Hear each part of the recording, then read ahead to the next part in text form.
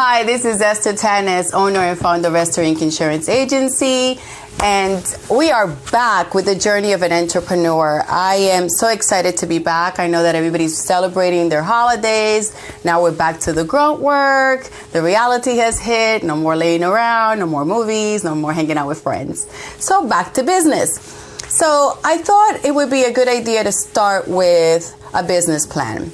As some of you may know, I started a second company called Grassroots Insurance Group, and I'm in the process of building the second company, and it's very exciting. It's a new way of expanding our business, and I found myself having to write a business plan.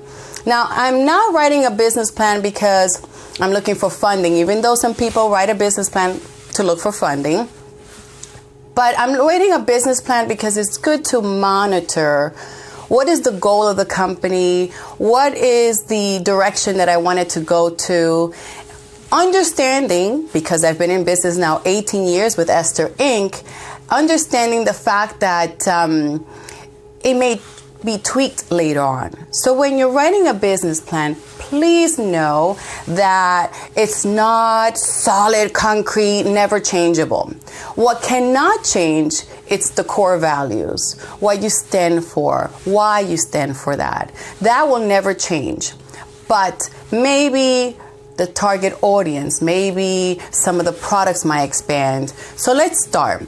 I hope you have a notepad, and because you need to write these down. It's going to help you to outline. Hi, David.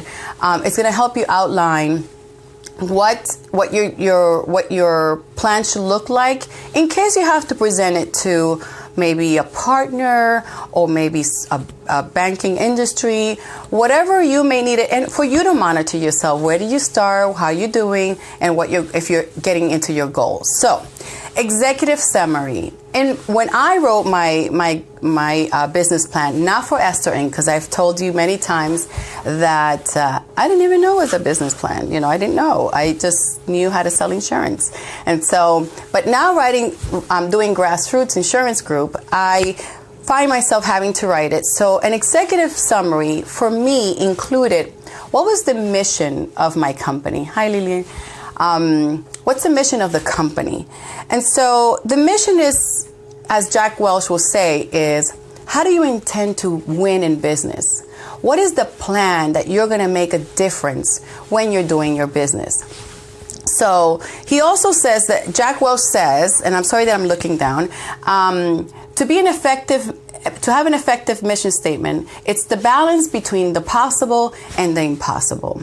So it answers that question. What are you going to do, and what are the challenges you're going to confront, and how you're going to make that better for the customer? After all, we're here to service the client. Of course, we all build a business to make money. Fantastic. But at the end of the day is, how effective are you influencing and making changes in your customer's life? So you have to figure out, well, what am I going to do it? How am I going to do it that I'm going to influence and change my customer's life? Why would they come and do business with me?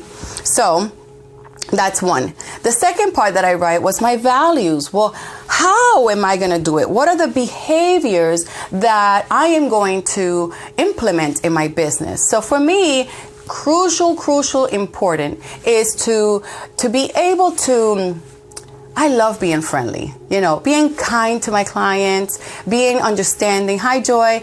It's very, very important. So when you are doing your business, so what is the value? What's going to be the culture in your company? How are you going to receive a client? How are you going to answer the phone? What are the services you're going to provide? Are you going to have expand in your services? Are you going to, for example, right? So in the insurance agency, hi, Mario, in the insurance agency that I have, sometimes we do have a second company called Simple Tax, so we do bookkeeping. But sometimes a customer may say to me or to one of my staff and say, listen, I'm having a real trouble with this situation and I need an attorney. Do you know anyone? Are you going to allow your staff to refer someone? Is that going to be part of your culture, that service kind of mentality? To me, it's crucial, especially with my clientele. I need to have a network of people, professionals, that I can refer to my customers, because my philosophy at Esther Inc. is, what does the customer need and how can we fill in that gap? So when you're writing your executive summary, I would add in, what is my mission? What is my goal? What do I want to do? And then how am I going to do it? But Jack Welch says it answers how you're going to do the mission.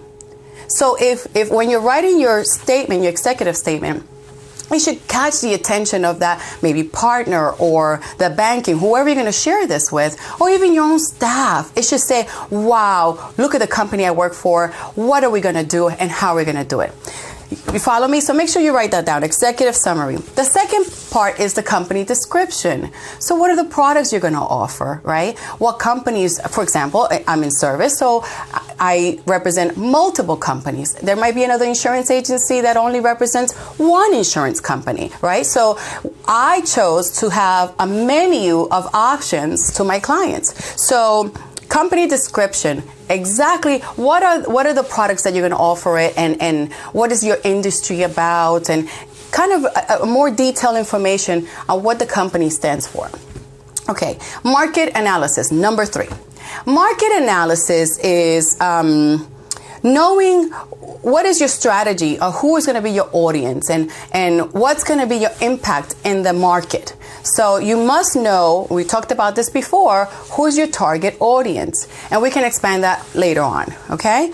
Organization and management. What's going to be the workflow of your company? In my office, when you come in, there's a welcoming person, which is not necessarily a receptionist, but she makes sure that you are, she welcomes you, she finds out what your needs, and then she distributes the work. Same thing on the phone. So those people are a welcoming center for me. And then we have our sales department, we have our customer service department, our accounting department. You have to break it down to each department so that each employee, each department has a description and how you're going to manage it and how you're going to monitor it. That is really crucial, and I can't wait to do a video on that. So we'll talk about that. And then, of course, what is your style of marketing? Are you going to do social media? Are you going to teach? Are you going to do print? Are you going to do TVs? Are you going to do coupons? Like, it's just a lot of ways how to do a marketing. And then, what's your style of sales? Is it going to be spontaneous? Is it going to be scripted? What is going to be your style? That is really important, because when you're hiring people, they can't be all over the place, like I did in the beginning. In the beginning, I was like, oh, just come in and we'll wing it and I'll teach you as you go. Well, of course, I don't do that anymore, but I kind of got lucky, but that's not the way to do it. So those are the top 6 that you should have in your business plan. Now, there's 2 additional when you're asking for money, and this is very important. So, funding request. How much money do you need? You should hire a CFO or someone that does financial projections that can help you, because if you don't know how to ask, where you're asking for too much or too little or not enough, it's going to be a disaster. And listen, the bank people, they're going to know. They're going to know that it's not, that you didn't do your analysis. So make sure you get that done. Okay, and also financial projections. Well, when I get those fundings, what am I going to do with them? And how much is it going to produce? So you cannot just guess, I need $1 million. And they're like, okay, so what's the rate of return, and how are you going to do it, and how are you going to invest it, and who are you going to make it grow? Are you going to, from that $1 million, are you going to grow double? Are you going to go triple? Are you going to not grow? Are you going to be even? So you have to know those details. Listen, I know that we are almost running out of time. I'm trying to keep it short and simple. My name is Esther Tanis. I am so excited to be back. Please send any questions. I am willing to answer, and all questions are important. Don't forget to follow us on YouTube, and I'll see you next week with more details. Have a fantastic day. Esther Tanis, take care.